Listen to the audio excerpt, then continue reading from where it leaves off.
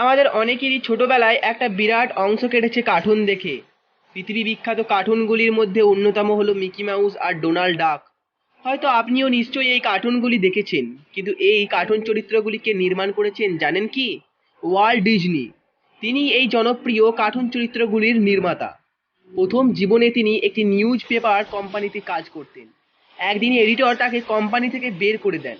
অভিযোগ, ওয়াল্ট ডিজনির মাথায় কোনো ক্রিয়েটিভিটি নেই, এমনকি কোনো কল্পনা শক্তি পর্যন্ত নেই তার।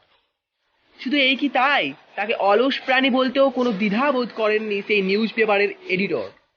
এরপর শুরু হয় তার নতুন পথ চলা। তবে এই পথেও যে ছিল অনেক কঠিন।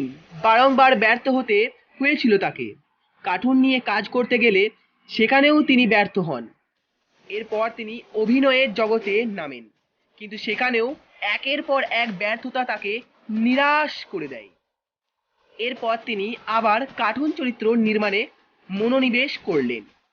অনেক উত্থান পতনের পর অবশেষে তিনি নিজের একটি সুন্দর স্থান বানাতে সক্ষম হয়েছিলেন। আর আজ তার জনপ্রিয়তা গোটা বিশ্ব জুড়ে। তিনি একসময় বলেছিলেন, হ্যাঁ, মানছি, আমার জীবনে অনেক কঠিন পরিস্থিতি এসেছিল, কিন্তু তারা আমাকে ভাঙতে আসেনি, বরং আমাকে কোনো কিছু করতে উৎসাহ যোগাতে এসেছিল। আপনি নিজেকে যত বেশি চিনবেন, ঠিক তত বেশি আপনার নিজেই নিজেকে ভালো লাগতে শুরু করবে। এরপর আর অন্যকে ভালো লাগা এখানেই কমতে থাকবে। তাই নিজেকে প্রথমে ভালোবাসুন।